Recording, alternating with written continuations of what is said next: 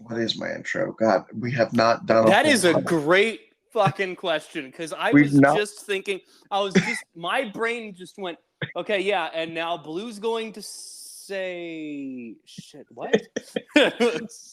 It's hello and welcome back to Cape Corner, where we explore the history, story, and cultural impact of a different character or group every episode. Okay, once I started it, it like just came like the Yeah, rest. you got the muscle memory once you can find the starting place.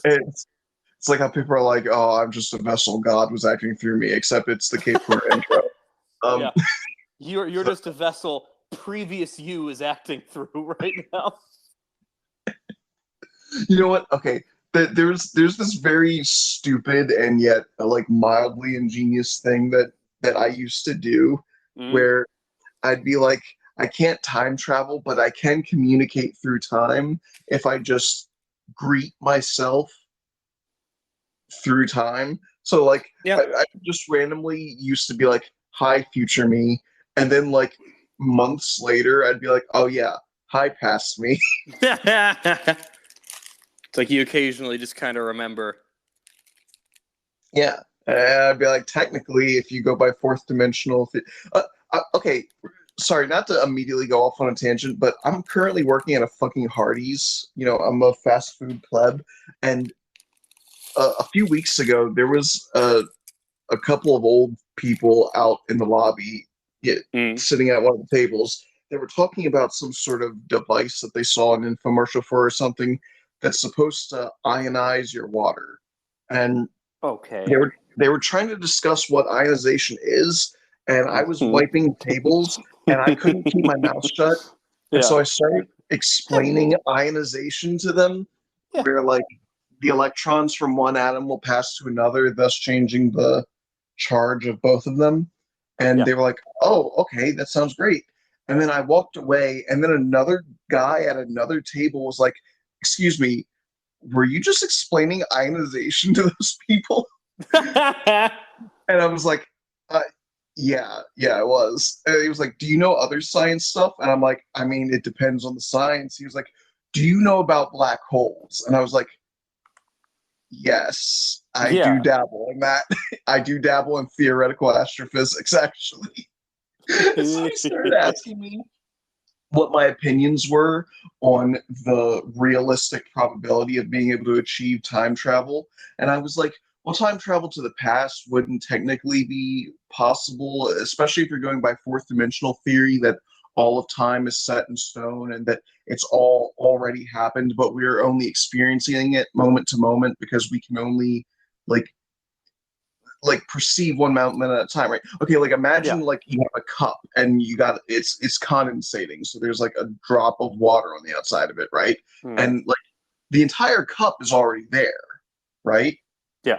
A drop of water experiencing gravity can only travel down the cup at its own pace, and it can only be attached to one part of that cup at a time. So as far Mm. as that drop of water is aware, there is only one part of that cup at a time, but the whole cup's really there. And that's kind of the idea of how we experience time, where like it's all already happened, but we can only experience one point of time at a time. So we consider it as moving forward when it's not really moving at all.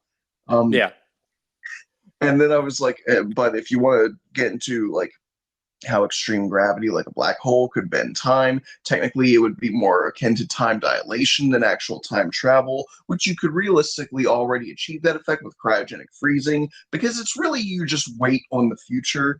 And I'm saying all this, and then I look across the table at, I don't know if it was this guy's dad or what, but he was an older dude, and he just is staring at me, and he goes, "Chris," because he sees my name tag. Yeah. He goes, "Why are you working at a Hardee's?"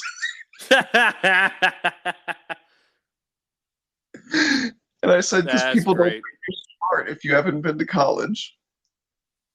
Yeah, fair. That's true. I definitely didn't mean to dox myself again just now, but again, people want to know my name, so it's fine. Yeah, who cares? But yeah, That's um, really funny. And yeah, true. And a sad yeah. thing about the world. It's very frustrating because it's like I would love to be able to like I feel like there are professionals that would. I'm not claiming to be a fucking super genius or the next Einstein or anything, but Mm. I feel like just having people who are relatively intelligent in certain fields, having their input and being able to debate and bounce ideas back and forth with them is considered very valuable in Yeah. scientific fields. So I'm sure there would be people that look at me and be like, "Oh, it's wasted potential that you're working shitty jobs and Oh yeah. barely able to live when you could be doing so much more." And to that I say, I agree. Let's fucking change the way we look at intelligence in this country, because a college degree does not make you intelligent, and a lack of it does not make you stupid. Hmm. Um, okay, but yeah, so sorry. And again, none of that was me trying to flex. It's just like I think it's funny. Yeah. Because I do find that stuff interesting. Man, the fourth Um, dimension is interesting shit. it is, and you know what? Honestly, big shout out to Agents of Shield, because like I Oh, knew a little. Fitz's explanation of the fourth dimension is one of the most concrete, like easy to follow. Like they nailed it. Anyone It who's is. ever been confused about that view of time, it's just you just watch that scene. He nails it. Like I knew generally what the idea of fourth dimensional theory was prior to that scene, but yeah, I still had trouble wrapping my head around it completely. But watching, Mm. it, I was like, oh, that just made it way clearer for me. Yeah. Um, Anyone who says that superhero media is mindless drivel, you need to watch Peak. Um, and speaking of watching Peak, okay, let's go on the topic of today's episode. So recently, Akira Toriyama passed away, and I will readily admit I cried very hard. He was. I don't like. Okay, we've talked about the passing of other childhood heroes here, right? Like, Yeah, because last year and the year before were kind of rough for that in yeah, particular. it's been a rough few years for my Yeah, childhood heroes. Yeah, Kevin Conroy and we're Jason David reaching the Frank. age where the people we grew up idolizing are getting pretty old, But no, and well, what's crazy is that they're not though. Like all these that is people true. died All fairly that is true. young. Jason David Frank, especially Kevin Conroy to a Oh lesser yeah. extent, and Akira Toriyama was only 68. Oh man. Yeah, like I mean, sure, that's old, but it's not death old, you know? Yeah, it's not what you'd expect. No. I mean, you want to get technical, any age is death old, but you get what I mean. Yeah. Like dying of natural causes, you don't typically expect that. Yeah, you Um, wouldn't think. but Was this natural causes? Do we know how? yeah, I saw what the press release said. It was some kind of I don't know. It was like a heart thing or something. Mm, I can't remember. I'm gonna be okay. honest. I was too distressed to like really be able to wrap Yeah, my head that makes around sense. it. And um, but like part of the reason I was so distressed is because while Jason David Frank, was important and Kevin Conroy was important, Kevin Conroy was not the sole Batman, and Jason David Frank was not the sole Power Ranger, and True. um, I feel like while they affected my life, I wouldn't be a radically different person without their influence. But Interesting. Akira Toriyama, I would literally be a different person if it wasn't for him. Wow. Like, I was 6 years old when I started watching Dragon Ball. I yes, I think I was 6 years, 5 or 6. I was very young. Like, Yeah, that's early. I still didn't fully understand what the world was around Mm. me, but I had my routine. Every day I would come home from school. I would try to do as much of my homework early as I could. 5 o'clock, Toonami came on. At 5 o'clock, they started playing Sailor Moon, and I would sit through a half hour of Sailor Moon because at 5:30 they played Dragon Ball Z. Hmm. And um, and I immediately identified with Gohan because in a show full of what seemed like super old grown-ups, but apparently Goku is only like 23 at the start of the show. Oh wow, that's yeah. I would not have thought that. Yeah. Well, he was 18 at the end of Dragon Ball, give or take, and then 5 years passed. So yeah, he's about 23 at the start of Dragon Ball Z. Hmm. Um, yeah, like Gohan was the only little kid, and I was a little boy, so I was like, oh, he's like me. And like a lot of people are like, Goku taught me, to always push my limits and care for my friends, and like they're professional bodybuilders that have like tattoos of Goku and shit. Hmm. Like he is their idol. But for me, characters like Vegeta and Gohan mattered a lot more. Um, Sure. Vegeta taught me that even if I've been a bad person, which I have dabbled in that, um, I'm not locked into that forever. I can Hmm. still redeem myself. Um, Yeah, that's an important thing to know. yeah, and and Vegeta did some fucked up shit. He blew up planets. He slaughtered civilizations of innocent people. Oh damn. It's like, what's really funny is that people criticize Steven Universe for being like, how could they forgive the Diamonds who did a space fascism? They're basically Hitler. And meanwhile, I'm Mm. just looking at Vegeta, one of the most beloved anime characters of all time, and being like, he's kind of worse than Hitler, though. Oof. And yet we're like, yeah, he's a good guy now. It's fine. The hell of a redemption arc. He did a funny dance on a stage and was embarrassed, but he did it to save his wife, and so he's a good person. Hmm. Um, but yeah, so Vegeta helped me get that in my mind, and that was important because again, I was not kind as a kid, Sure. and um, Gohan taught me. Oh, hey, my schedule came in. That's nice. I can look at that later. Oh Um, yeah. but Gohan. Okay, this is going to be a very roundabout explanation. Bear with me. Uh, I'm sure I've mentioned probably multiple times on here that I have. Uh, I'm not like those other millennials who have mommy issues or Hmm. daddy issues. I have both. Nice. I'm really killing it in the parental trauma game. But yeah, I have issues with both my parents, right? Like neither Hmm. one was very good. I was neglected and just fucking abandoned by them, and it was bad shit. And growing up, I kind of already had the feeling that my parents sucked, and that got very much confirmed to me as I got older.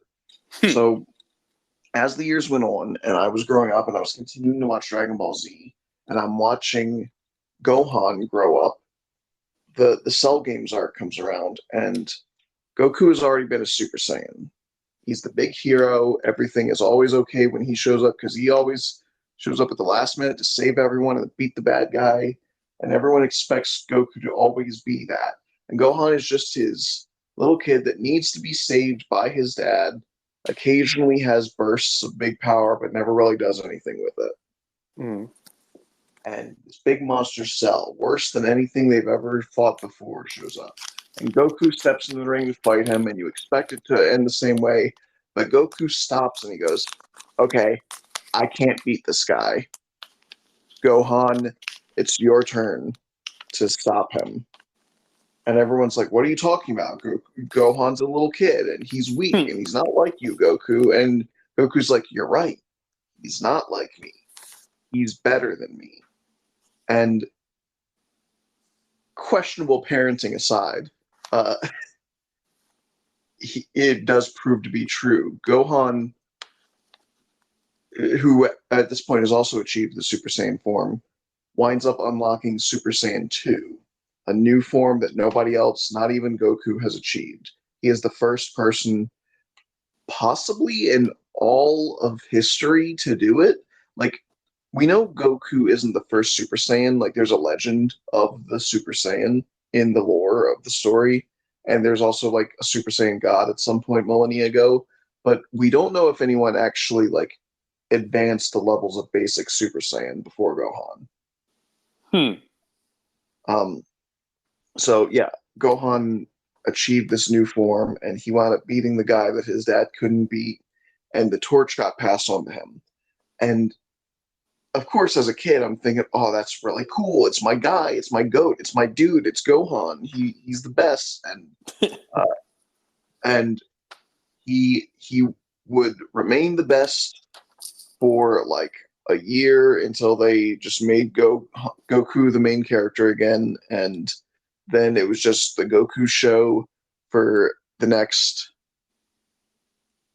20 years. Wow. uh yeah, until finally Gohan got to be the main character again in the new movie that came out like last year or like a year and a half ago. But Hmm.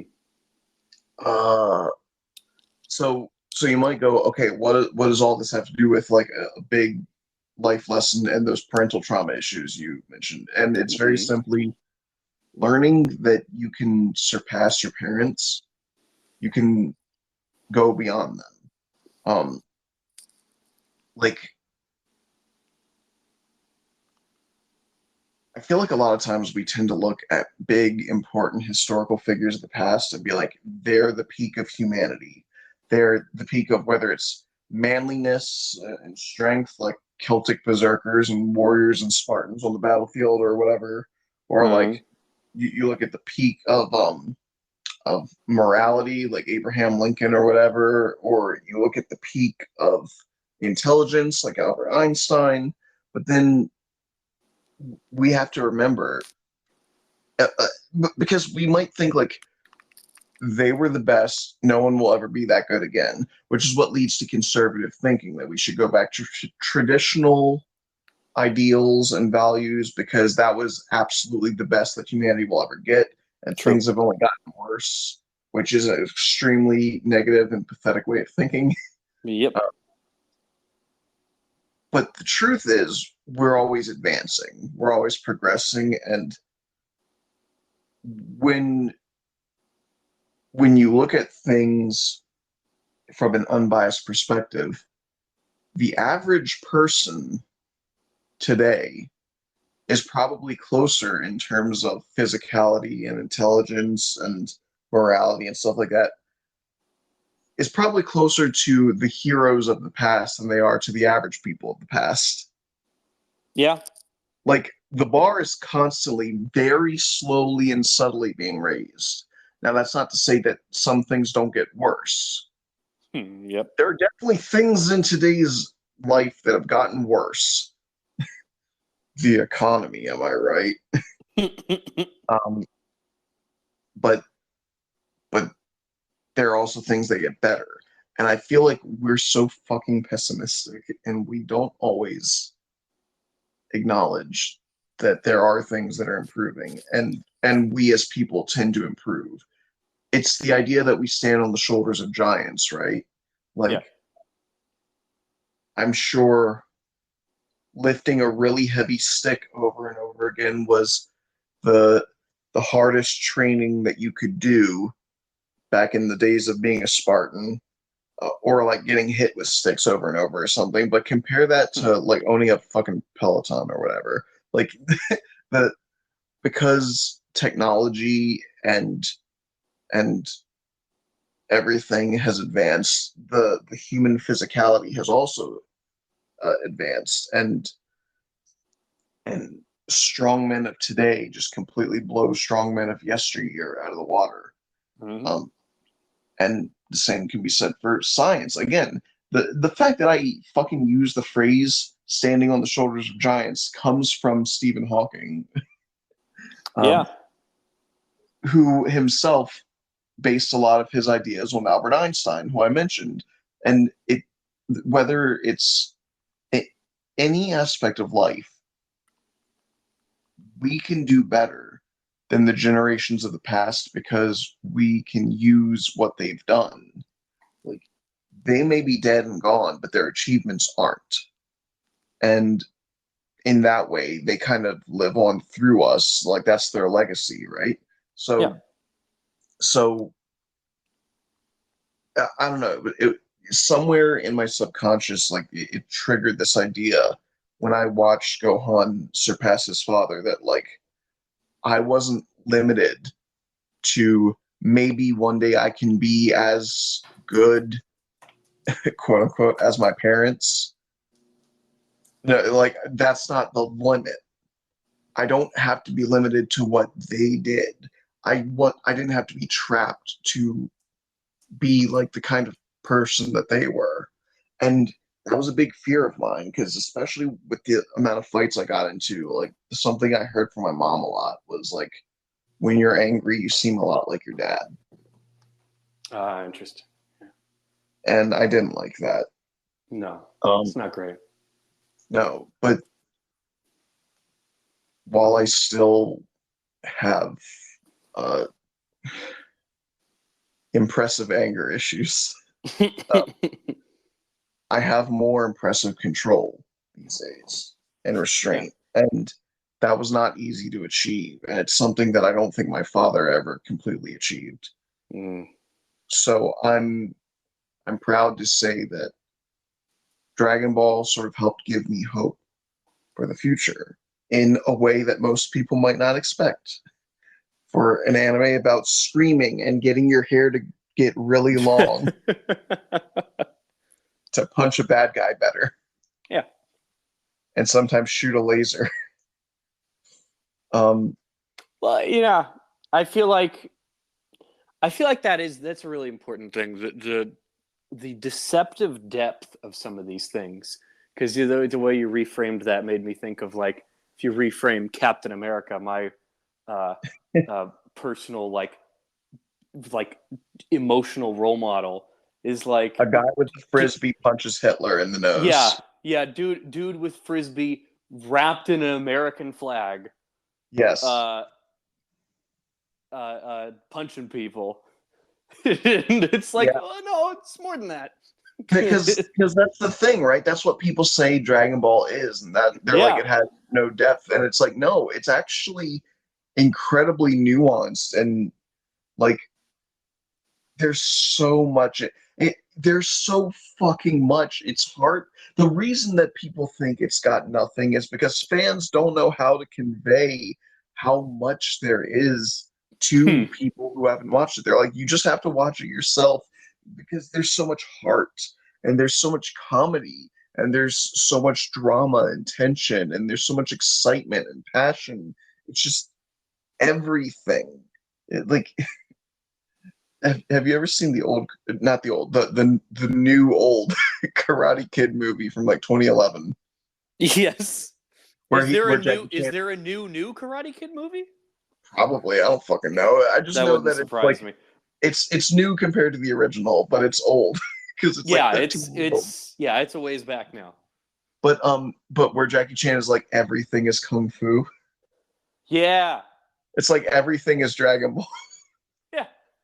or Well, Dragon Ball everything rather. Like it's it just spans so much, and it's like people love the characters and like legitimately some of the most beloved shit from Dragon Ball is just seeing the characters when there's no world-ending threat, just all having a party with each other or like chilling oh, out. that's fun. I love that kind of Because stuff. because it's like you feel the effect where like soldiers form a bond in the crucible of conflict. Oh yeah. Um, it's like you feel that with the characters even though you've only watched their conflict.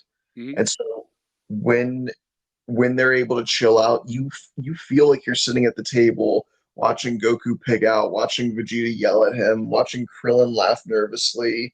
Uh, like you feel like they're family almost. Um,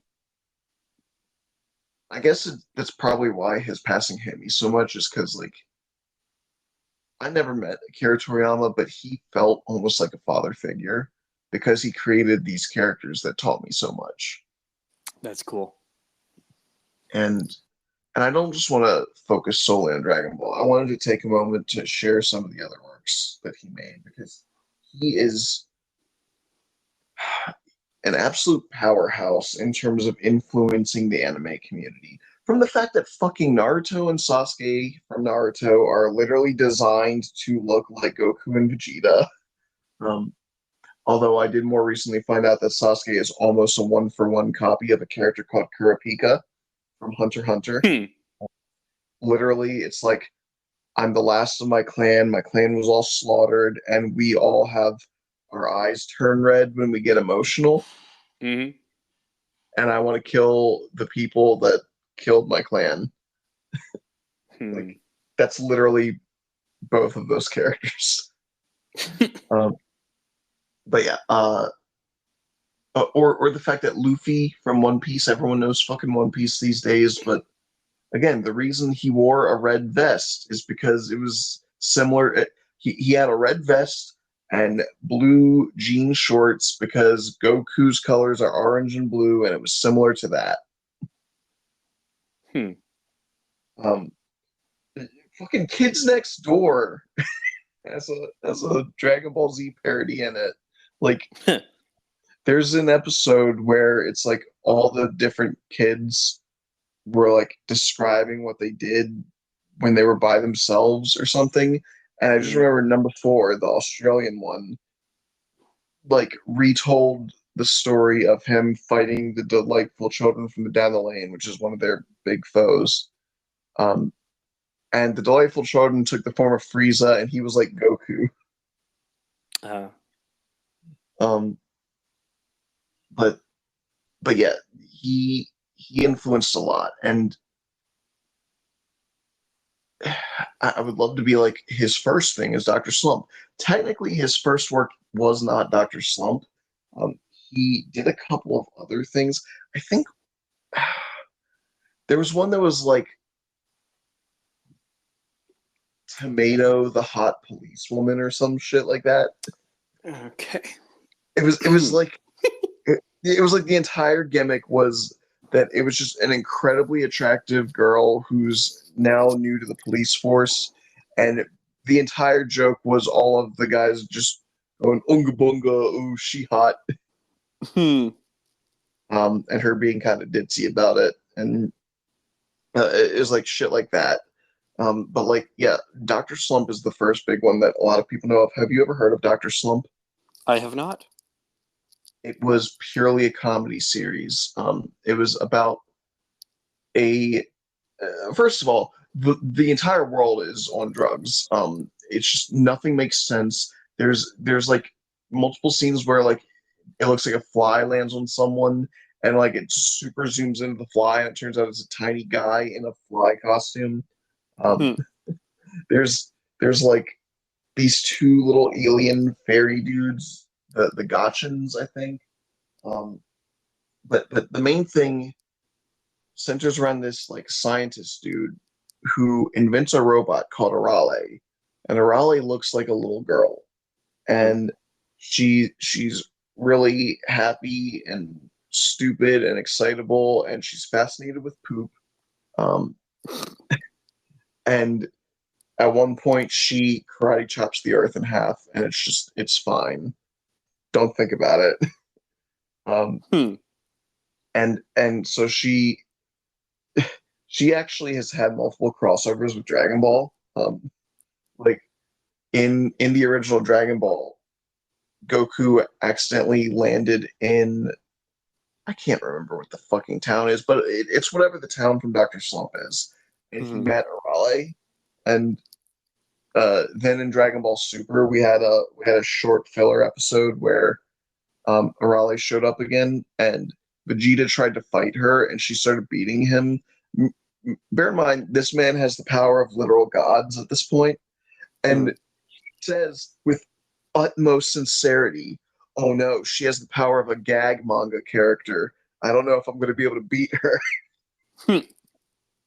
Because it's like the idea of like who would win in a fight between the Hulk and like Bugs Bunny. That's fun. Like it's like I don't know who would. If it would be funny, I think that Bugs Bunny would win, right? So Yeah. Yeah. No. Yeah, he would.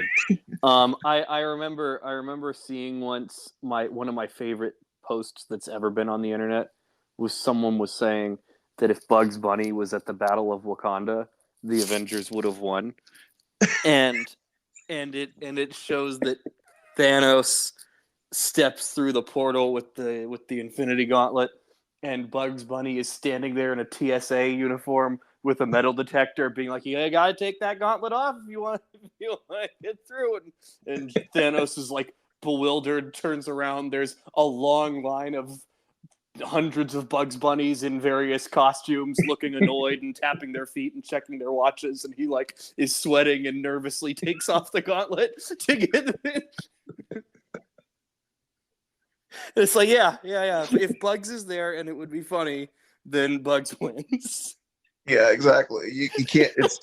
It's like, and I've seen people be like, "Oh, so see, this is why Luffy would be Goku because he uses Looney Tunes shit." Because and it's like, shut the fuck up. It is not the same thing. He has the power to like cartoonify and rubberize shit nowadays, but that's not the same thing as being in a gag manga. Yeah. It's still supposed to be cool and impressive that he does those things. So you can apply the Toon Force is unbeatable. Yeah. Which is why this is secretly a backdoor episode for how the Toon monsters from Yu-Gi-Oh! Are the best. I don't know if you know that. There is an entire archetype of cartoon versions of monsters. Oh, that's fun. And the creator of the game in the lore uses them. That's great.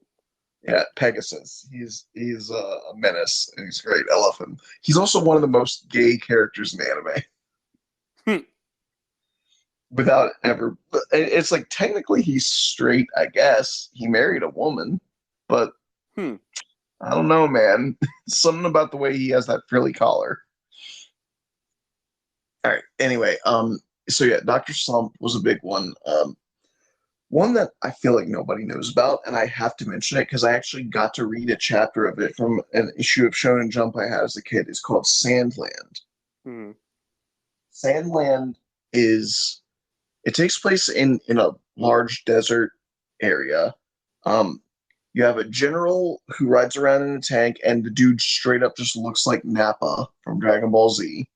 But the main character is Beelzebub, the son of the devil. Yeah. He's just a little imp dude who rides around with this general, getting into and out of different kinds of shenanigans.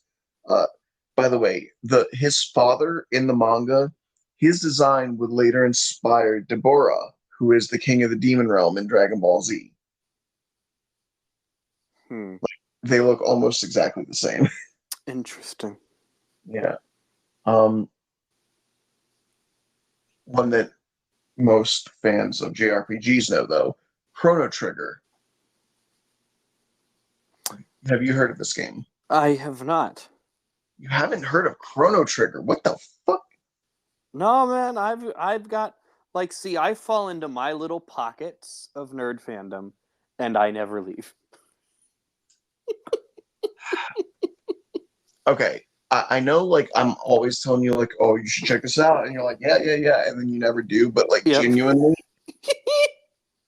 Chrono Trigger is something that you should play at some point. Like, it's very easy to emulate these days because it's, like a Super Nintendo game or something. Oh, okay. Like, it's pretty old, but it's so fucking charming. At the very least, you gotta, like, look at some gameplay of it. Is this one of those things I need one of those newfangled computers to play? I think you can emulate it on your phone. Oh, maybe that would work. At the very least, look up like the Chrono Trigger opening when we get done here. Sure. And you will be able to tell that all the character designs are designed by Akira Toriyama very easily. Oh, cool. Yeah, I'm looking at pictures here, and yeah. Chrono straight up has Goku's hair, so it's like, yeah. Yes, he does. Um, Also, my boy Frog. His name is literally just Frog. He's one of the Always a coldest win. fucking. His name is he's one of the coldest companion characters in an RPG ever. Like, you look at him and you're like, this dude's a fucking goober, and then you spend 0.5 seconds with him in the game, and you're like, this guy's a fucking, like, he's so cool. I want to be him. Um, he's just he's got the stuff, man. I don't know what to tell you. Frog is awesome. He is to Chrono Trigger what Trunks is to Dragon Ball. He just shows up and he's immediately the coolest fucking guy.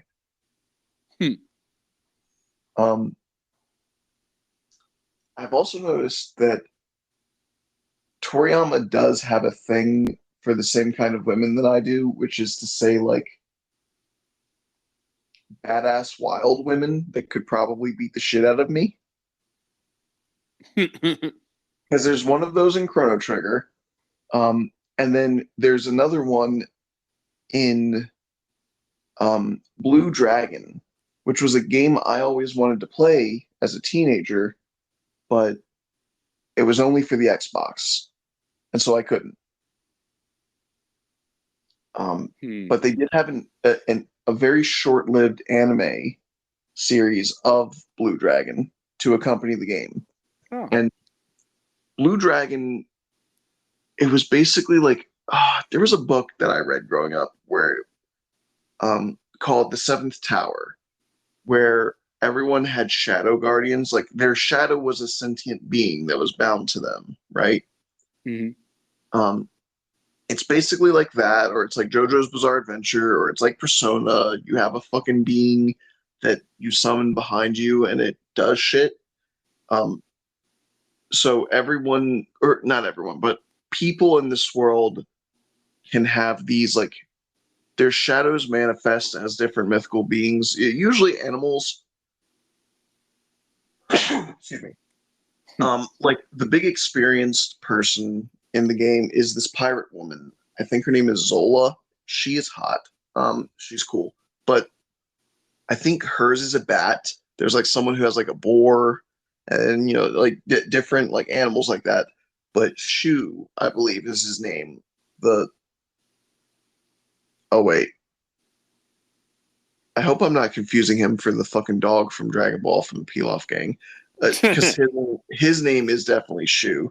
I think they're both named Shu. Anyway, the point is, the little ponytail kid from Blue Dragon, his shadow is in fact a dragon. It's a big ass blue dragon, and it's crazy powerful, and he can't control it. And so a lot of his journey is trying to learn to control his own power and stuff like that. But yeah, that was another work. That's again one that I don't hear anybody talk about, and I truly believe that it's because they made that game a fucking Xbox exclusive. Look, they need to understand, PlayStation is where you go when you want to play nerdy shit like the anime games. Xbox is where you go when you want to feel like you're a cool dude, not in the middle of a midlife crisis. Because it's like, I want to feel like I'm playing sports, so I'll play 2K or Madden or whatever, but I'm going to do it on a video game. Again, I don't know, maybe I'm just like Sigma male shit or whatever the newest big one is. I don't fucking know. They keep changing that shit. But like, I'm able to play video games and also sports. So if I want to do a sport, I'll just play a fucking sport. If I want to play football, get some people together and I'll play football. I don't need to do it on a video game. I don't need video games to mimic things I can do in real life. Driving a car, honk, snore, fucking boring, but driving a car specifically into traffic to create chain reaction explosions like in Burnout 3, that shit's great. Driving a car to play soccer like Rocket League, that shit's awesome. I don't need to do normal people shit in my video games. Um, okay, I said Chrono Trigger. Oh, Dragon Quest is the obvious one that I haven't said yet in terms of his um, video game contributions. I think I've played like an hour of a Dragon Quest game once. It seems fine. It's not one of those that I've ever gotten into. Um, but he did wind up revolutionizing how people look at slimes in media. Hmm. I'm sure even you have seen the Dragon Quest slime. I think so. He's a little teardrop guy with a big old happy face. Yes, I have seen that. Because slimes used to be seen as like any other Dungeons and Dragons kind of monster where they're like a horrifying beast that and then Dragon Quest comes around and it's just like, oh, he's just a little guy. He's only got 4 HP. Don't be mean to him. Hmm.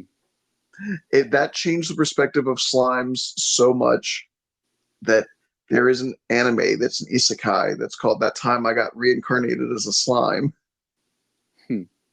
Where the entire plot is the main character dies, gets reincarnated in a video game world as a slime, and does not want to be one shot by a somewhat competent adventurer. So he tries to figure out how to get strong as a slime.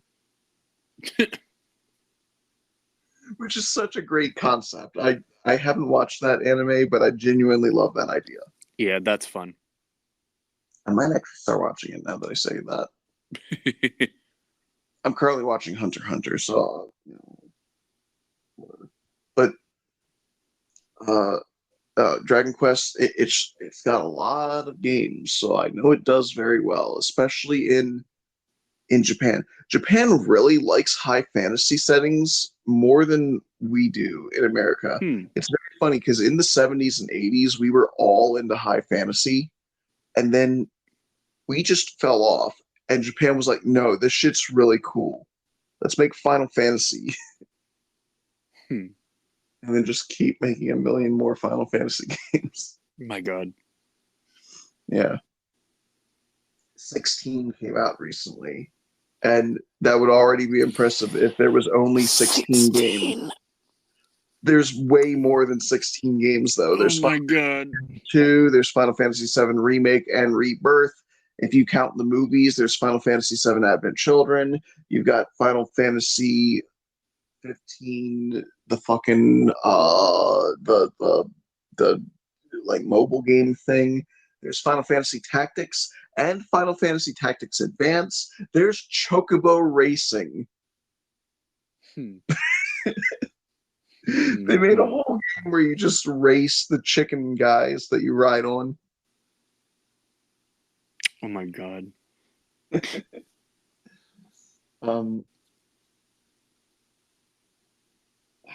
feel like there's something I'm missing with Akira Toriyama's work. But like he's done so much. Oh, shit like Jocko the Galactic Patrolman, which is technically a spinoff of Dragon Ball.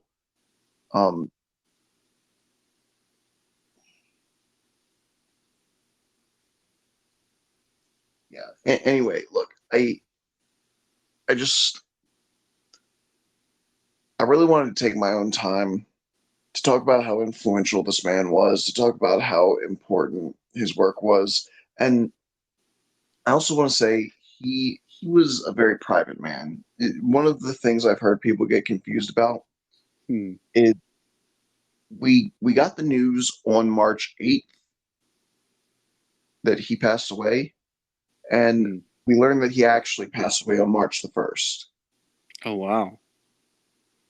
And what had happened was his family wanted to have a quiet funeral, one with just a few close friends and family members.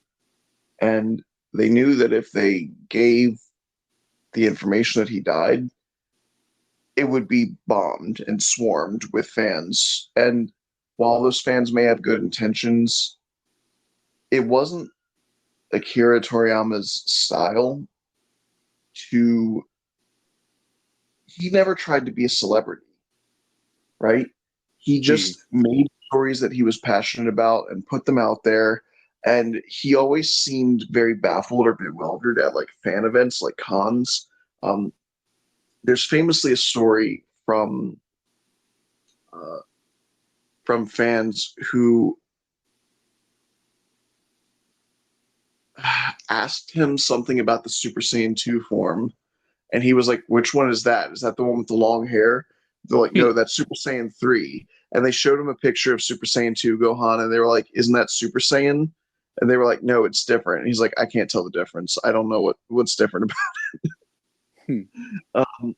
Or like there was another time at a con where someone asked him about Vegito, and he's like, "Who's that?"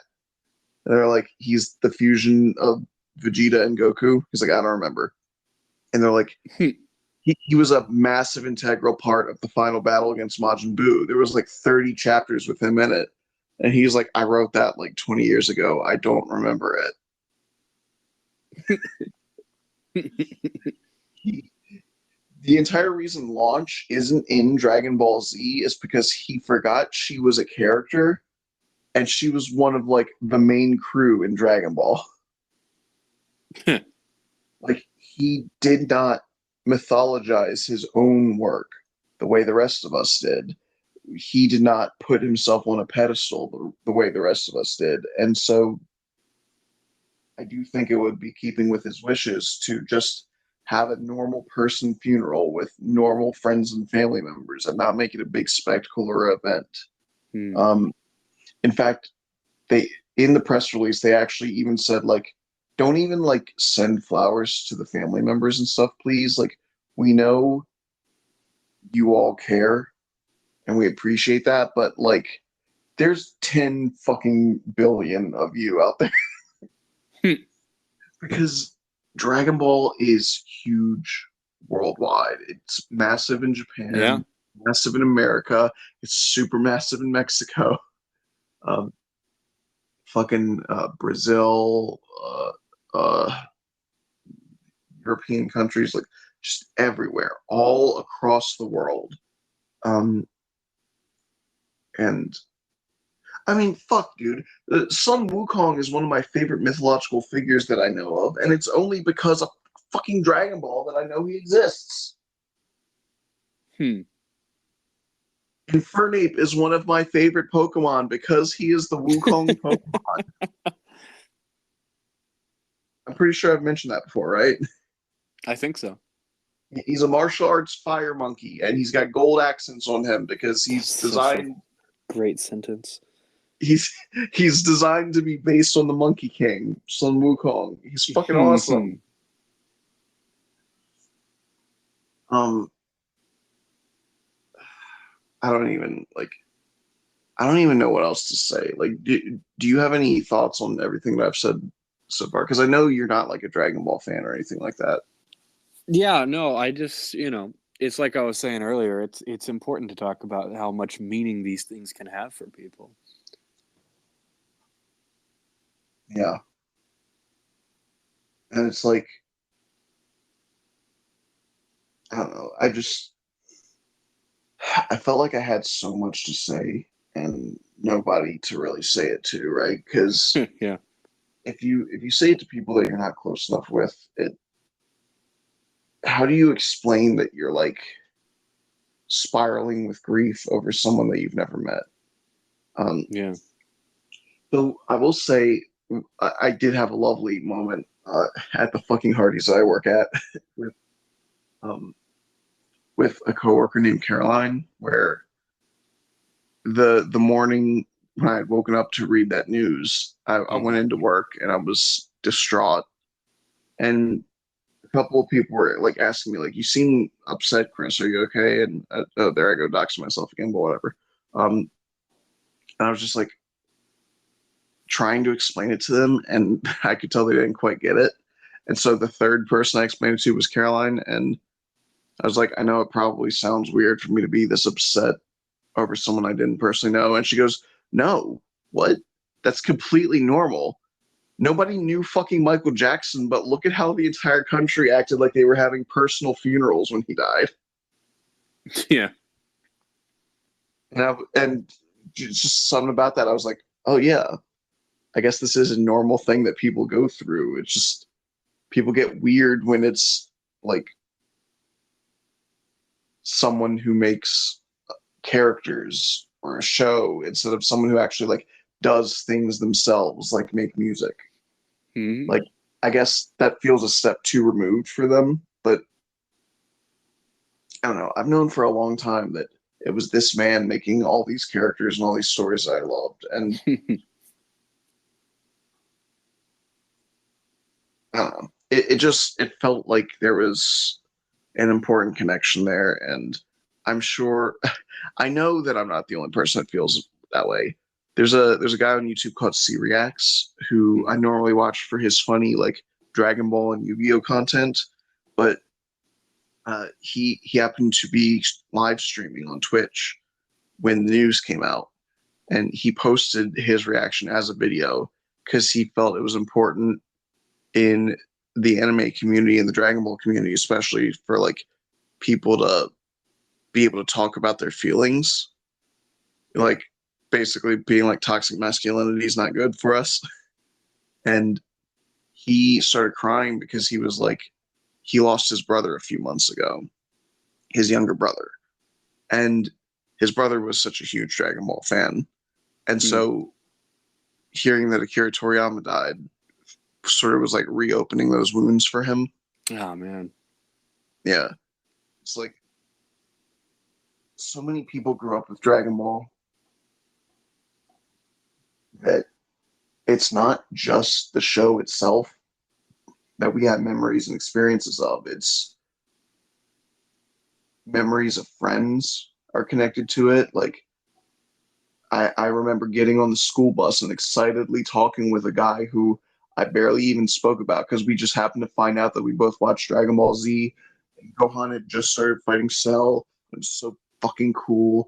And like we wound up forming like a kinship in the span of like 10 minutes talking about the show or um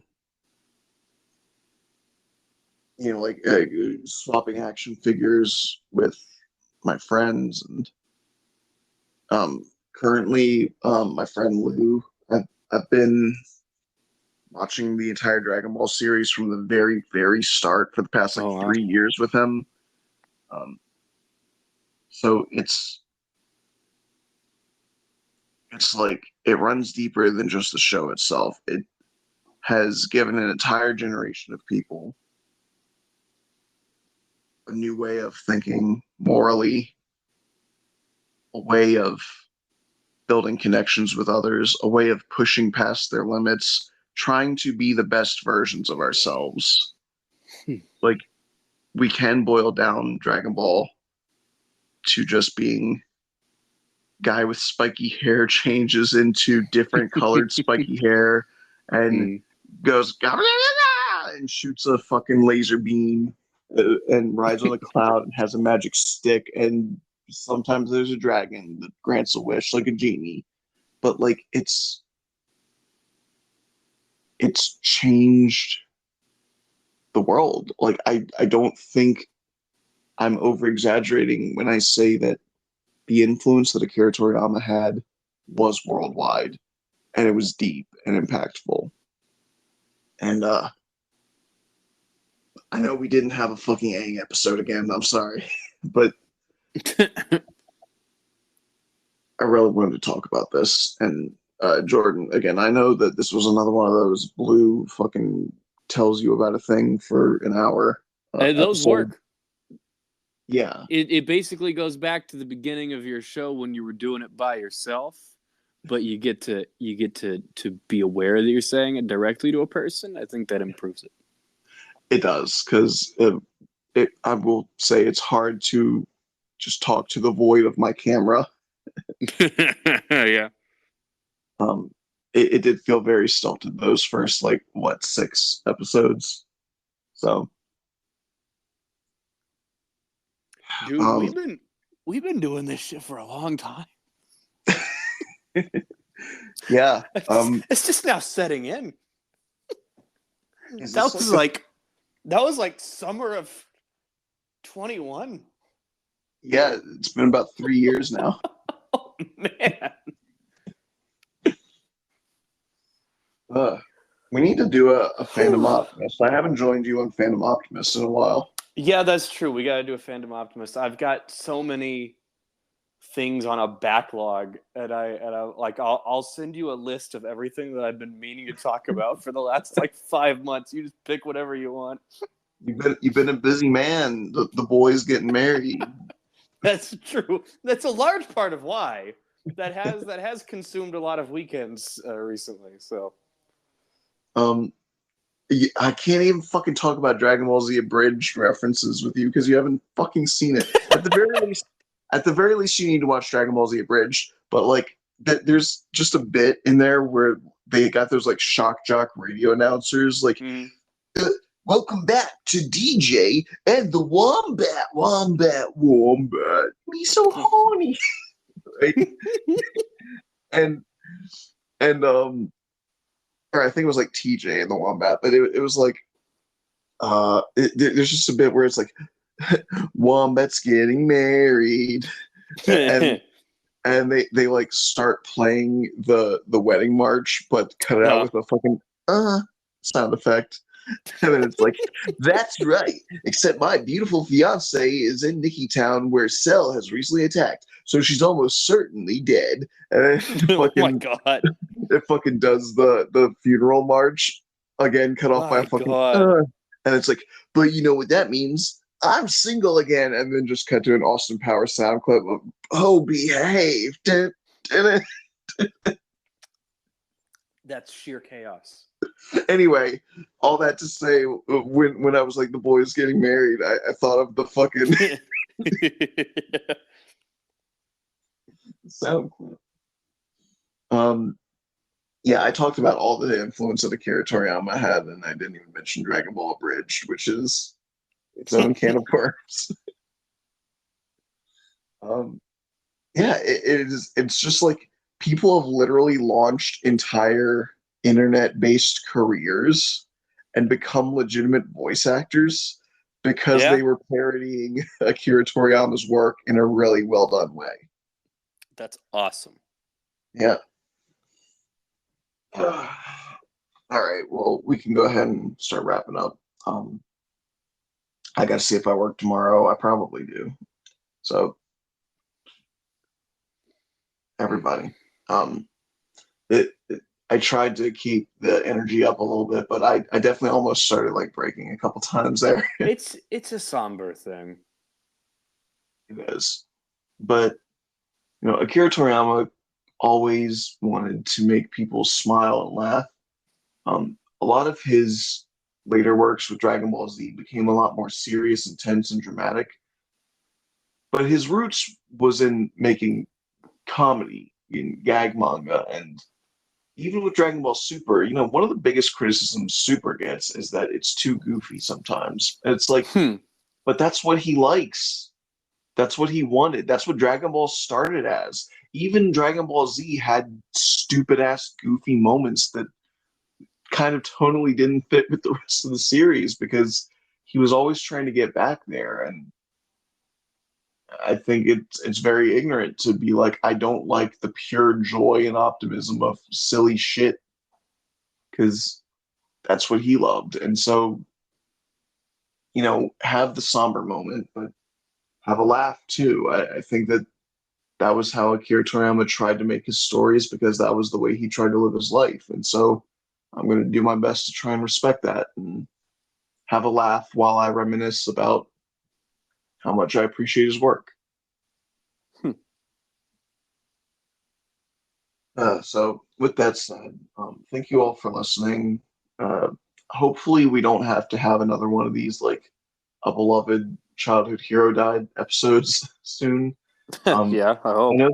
I know the person who made the Tales of game series just died, which is sad. I didn't play those games though, so I have nothing to say on that.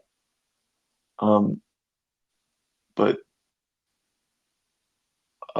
so you can financially support me on the Spotify for Podcasters app. Again, it was just so much smoother when it was called Anchor, but what am I going to do? Capitalism ruins everything. It works the same way as Patreon. You can donate a little bit every month. You can join the Cape Corner Discord. Keep updated on what's going on. I didn't mention last week, or not last week, but last episode we were talking about Madam Web, and the entire fucking episode I was referring to the second Spider-Woman, the one with the black suit, Oh yeah. as fucking God damn it, what was I calling her? It's the other J name. Shit. I can't even think of it now. Jessica Drew. I was referring to her as Jessica Drew the entire episode, and fucking Scotty is like, it was Julia Carpenter, right? I was like, shit. That's great. It's Go, not Scotty. fair. It's not fair to me, man, because neither one of them has much of a presence in pop culture knowledge, and both their names begin with J. Yeah, it's too close. That's some dirty shit, man. Yes, Julia Carpenter was the Spider-Woman I was referring to, not Jessica Drew, who is the first Spider-Woman. But anyway, you can have such gems as that. One of me being embarrassed on the Discord. You can also suggest episodes if you ever want to hear about something specific. I swear next week we're going to get to Aang. We'll do it, or not next week. We're gonna soon. Whenever we reconvene. And you can follow me Beyond Blue 2 on Tumblr. I'm Beyond Blue on Bluesky. I have not used Bluesky in months, so probably just Tumblr. And even then, Tumblr fucking sucks. So it's like, I don't know, man. Everything sucks these days.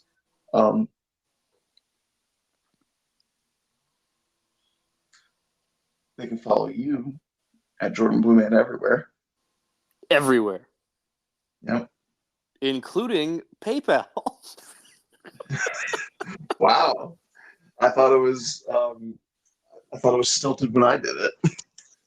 It's just because I made an account like last weekend because I had to pay for something. I didn't have one until last weekend.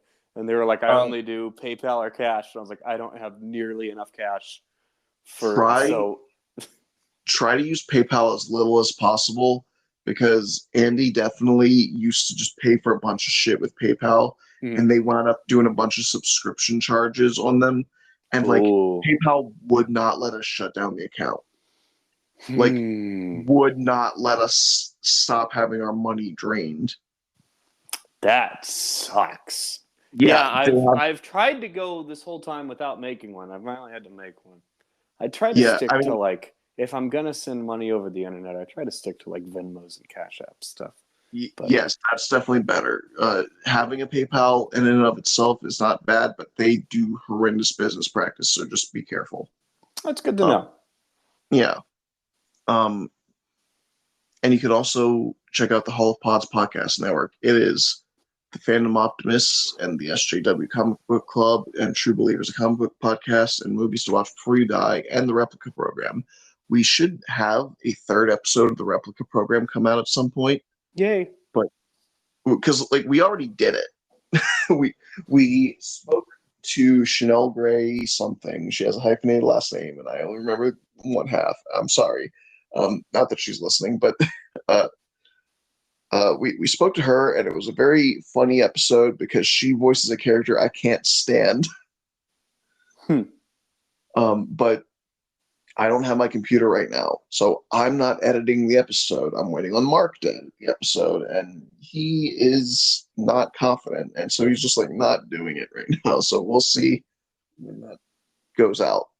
But am I missing anything? I don't think so.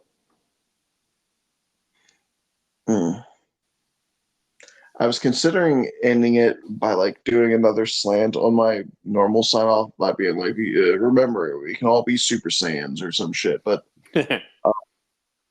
as funny as I think that would be, I do think that in his own way, despite the fact that he didn't want to be recognized as one, Akira Toriyama was a hero. He was my hero. So I do think it would just be appropriate to end off the normal way. So everybody, thank you for listening.